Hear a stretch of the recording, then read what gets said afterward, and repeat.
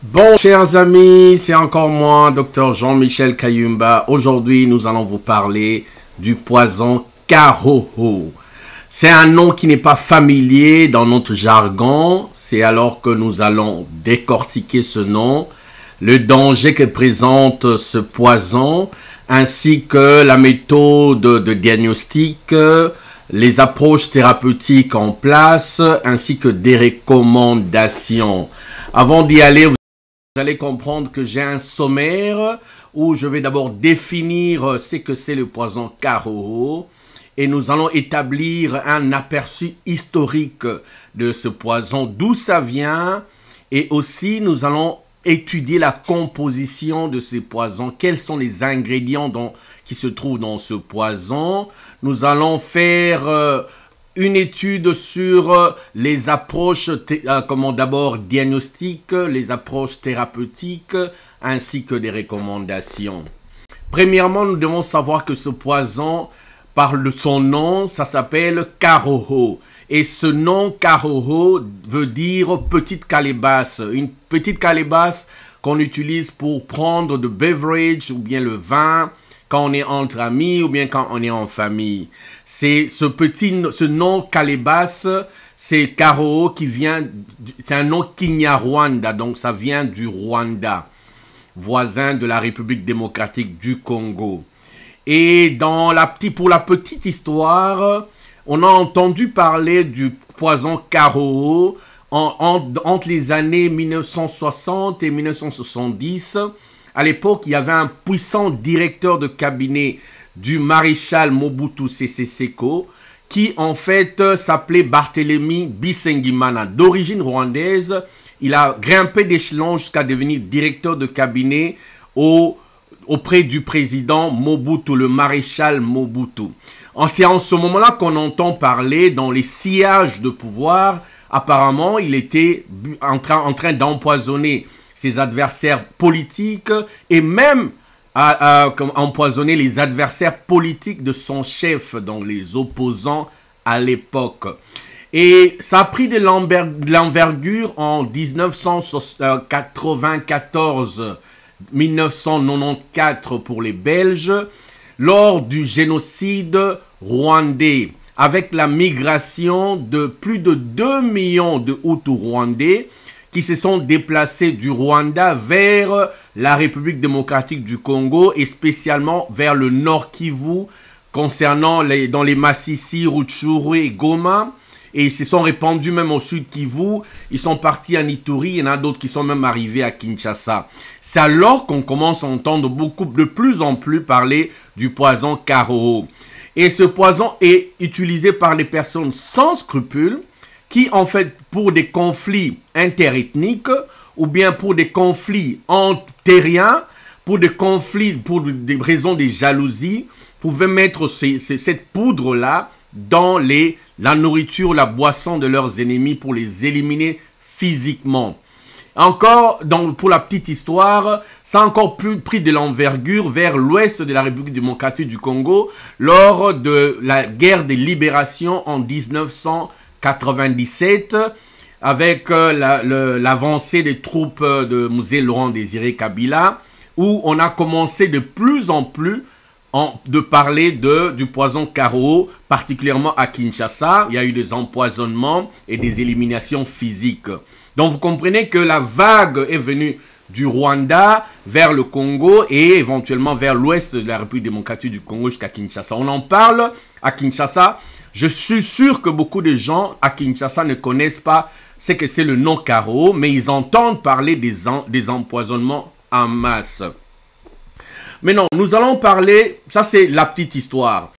Maintenant, nous allons parler de la composition de ce poison. C'est un poison létal, nocif, destiné à éliminer physiquement les individus. Dans ce poison, c'est un cocktail des agents toxiques mortels, notamment le venin de caméléon, la peau de crapaud ou de grenouille, le placenta humain qui, généralement, après ce que j'ai fait comme étude, contient, après avoir été séché, contient un taux élevé de cadmium, un métal lourd très toxique, le cadmium. Le cadmium, on peut le trouver aussi dans les cendres de volcans, et ainsi de suite. Mais aussi, il faut retenir que dans ce même cocktail, on trouve la tête de lézard bleu agama. Donc des lézards très rares. On trouve aussi des plantes très rares, mais qui sont très toxiques, comme les Cadura stramonium. Ce sont ces plantes qui peuvent tuer. Et lorsqu'on mélange, aussi on trouve d'autres métaux lourds, à part les cadmium, on trouve l'arsenic, on trouve aussi le mercure. Mais au-delà de ça, pour ajouter vraiment la sévérité, on ajoute aussi de morceaux de glace qu'on a écrasés, fait en poudre, et on ajoute aussi de l'acide qu'on trouve dans les batteries. Il faut retenir que le cadmium, qui est un métal lourd, on le retrouve aussi dans les batteries, les petites batteries qu'on utilise pour les appareils électroniques.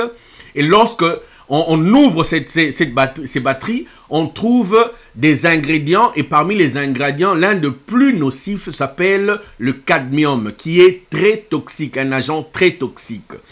Vous comprenez que, vous voyez l'image ici, nous avons la peau de grenouille, le venin de caméléon, le placenta humain, la plante Cadura stramonium, et l'acide de batterie. Et éventuellement, nous avons d'autres, la tête, les lézards bleus, la bille de crocodile. Il faut pas oublier que la bille de crocodile on a eu un rapport de 300 personnes tuées au Mozambique, et parce qu'ils ont mangé la bille de crocodile. Très toxique. Donc, c'est un cocktail qui est destiné à causer la mort dans l'immédiat ou à long terme. C'est alors que nous allons parler maintenant de la présentation clinique. Comment se présentent les personnes qui viennent à l'hôpital parce qu'ils ont été empoisonnés au carreau? Premièrement, nous allons les subdiviser en deux groupes. Nous avons la forme aiguë qui est très fulgurante et la forme chronique qui est lente.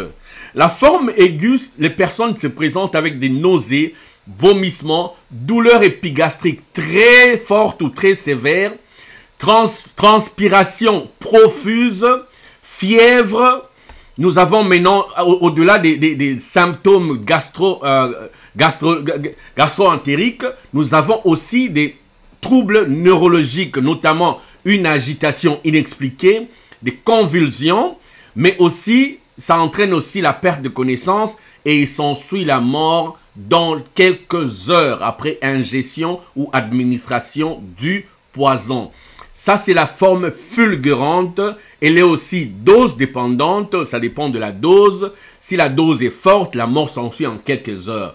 Et la forme chronique, elle est lente, mais s'accompagne de signes, de symptômes suivants. Un amaigrissement sévère non expliqué, une toux chronique, comme on en voit dans la tuberculose, comme on en voit dans les personnes qui sont immunodéprimées. Et aussi, nous avons des cas de dyspnée à l'effort, dans de troubles respiratoires. Nous avons des nausées, une hypersalivation. C'est cette batterie de symptômes qui constitue la forme chronique et qui peuvent entraîner la mort. Vous voyez l'image de cette personne cachectique. C'est une personne qui a été touchée par le poison au carreau. Et à droite, nous avons des personnes qui ont été empoisonnées en masse, tout un village, et qui sont hospitalisées sous une tente pour être prises en charge. En termes de méthode de diagnostic, il faut retenir que les diagnostics est basé sur les présentations cliniques, soit aiguës, soit chroniques. On réfère le patient à un tradipraticien et éventuellement ces tradipraticiens considèrent que c'est un cas d'empoisonnement au carreau et il lui donne les antidotes et la personne est guérie. Malheureusement, comme il n'y a pas un standard des diagnostics, il y a le temps qui est perdu. Soit une personne qui présente un tableau carrément de gastro-entérite qui se présente à la médecine moderne alors que c'était un cas d'empoisonnement. Le temps perdu là-bas, la personne succombe. Mais aussi, le même cas peut arriver où un cas de tuberculose connu et la personne pense que c'est un empoisonnement. à cause de la présentation clinique, va chez un tradipraticien qui lui bouffe l'argent, il perd le temps là-bas, et le temps de revenir alors que c'est un cas avancé et malheureusement la personne succombe aussi. D'où la suggestion d'avoir des équipes conjointes avec des tradipraticiens dans un hôpital où ils peuvent travailler conjointement avec les médecins de la médecine moderne afin d'éviter le temps perdu entre les déplacements d'un coin vers un autre. Ça, c'est une suggestion personnelle, une recommandation personnelle. Alors, il faut établir qu'au-delà de tout ça, le professeur Ndelo Dipanzu a dans sa clinique, en fait, qu'est-ce qui s'est passé à l'université de Kinshasa? Professeur Ndelo Dipanzu est professeur à la faculté de pharmacie, département de toxicologie. Alors, qu'est-ce qui s'est passé? On lui a référé beaucoup de cas, des suspicions d'empoisonnement au carreau. Il a trouvé que tous ces cas avaient un taux élevé, un taux sanguin élevé d'Helicobacter pylori. Et pour ceux qui ne le savent pas, l'Helicobacter pylori et le taux sanguin est élevé dans le cas des ulcères gastriques ou bien des cas gastrites chroniques ou bien aigus. Alors, dans ce cas, le taux est tellement élevé, ça a éveillé son esprit. Il s'est dit, c'est probablement à cause de ça qu'on peut établir ça comme protocole de diagnostic. Faut-il considérer que la détection d'un taux élevé de Helicobacter pylori comme standard de diagnostic?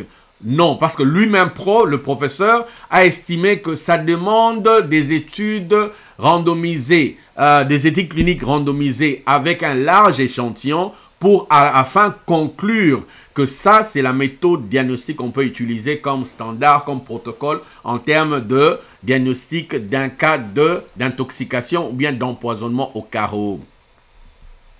Alors, eh bien, en termes de méthode thérapeutique, il faut retenir que nous avons trois possibilités. La première possibilité, c'est d'utiliser le miel comme un protecteur des organes avec son effet antioxydant, avec des composantes polyphénoliques. Mais aussi, on peut utiliser le charbon actif comme un puissant absorbant des agents toxiques. Et au-delà de ça, il faudra considérer les méthodes traditionnelles, notamment les ingrédients ou bien des antipoisons établis par les tradipraticiens sur place à Goma, qui peuvent servir aussi d'approche thérapeutique. Le miel est considéré comme un puissant antipoison parce qu'il contient des composantes qu'on appelle les polyphénoliques et à cause de la présence de ces composantes polyphénoliques qui ont un effet anti-oxydant et ces antioxydants peuvent être protecteurs contre les dommages que peut causer le carreau ou bien le poison carreau sur les organes. D'où il faudra considérer le miel comme un partenaire ou bien comme un traitement, soit préventif ou soit curatif en termes en cas d'empoisonnement par le carreau. Comme évoqué plus haut, le miel peut jouer un rôle d'inhibition des agents toxiques. Et parmi ces agents toxiques, nous avons le cadmium. Nous l'avons évoqué plus haut que le cadmium qu'on trouve dans les cendres des larves de volcans, qu'on trouve aussi dans les placentas humains, qui sont les deux composantes du poison carreau. Le miel peut inhiber ou bien neutraliser c'est le cadmium qui est un agent toxique sévère qui peut endommager le cœur avec des symptômes qu'on a évoqués plus tôt.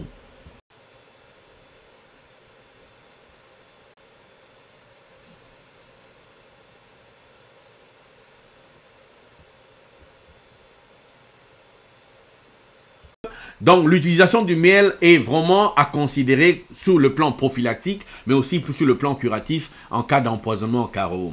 L'autre aspect qu'il faut considérer, c'est le charbon actif.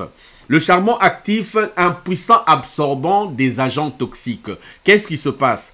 Au niveau du tube digestif, lorsque vous avez ingéré un poison, un agent toxique comme le carreau, immédiatement, quand vous prenez une bonne dose, 50 grammes de charbon actif, ce charbon actif a comme rôle d'absorber cet agent toxique et d'éviter que cet agent pénètre dans le sang et aller faire des dégâts ou bien des dommages dans les autres organes. C'est alors qu'il faut utiliser le charbon actif comme absorbant, mais il faut l'utiliser à temps, donc la première heure après ingestion de l'agent toxique, le carreau, il est efficace. Plus tard, il ne sera pas efficace parce que l'agent toxique ou bien le carreau aura déjà pénétré dans le sang et a causé des dégâts. Il faut considérer aussi que le charbon actif n'est pas transversalement efficace contre tous les agents du cocktail carreau. Il y en a d'autres qui sont neutralisés, il y en a d'autres qui ne sont pas neutralisés, notamment l'arsenic. Le charbon actif n'agit pas sur l'arsenic. L'arsenic est un puissant agent toxique qui peut avoir des dégâts sur le corps. Donc, le charbon... Donc, il faudra considérer que le charbon actif, à cause de son effet absorbant, est un puissant agent contre les agents toxiques qu'il faut utiliser.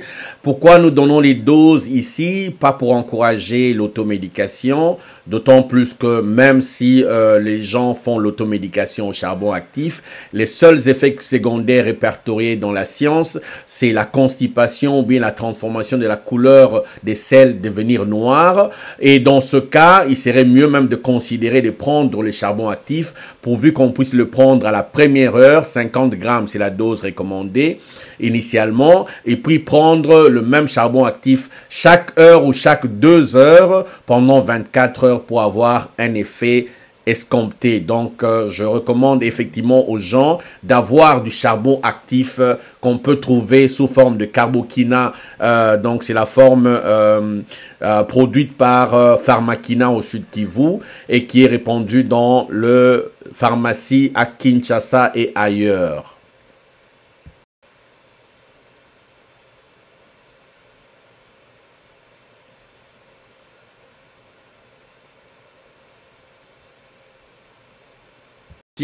Et vous invite à suivre ma page Dr Jean-Michel Kayumba TV.com et nous allons distribuer d'autres émissions, nous allons partager d'autres émissions qui peuvent être bénéfiques pour votre santé. Je vous remercie et à la prochaine ou bien à bientôt.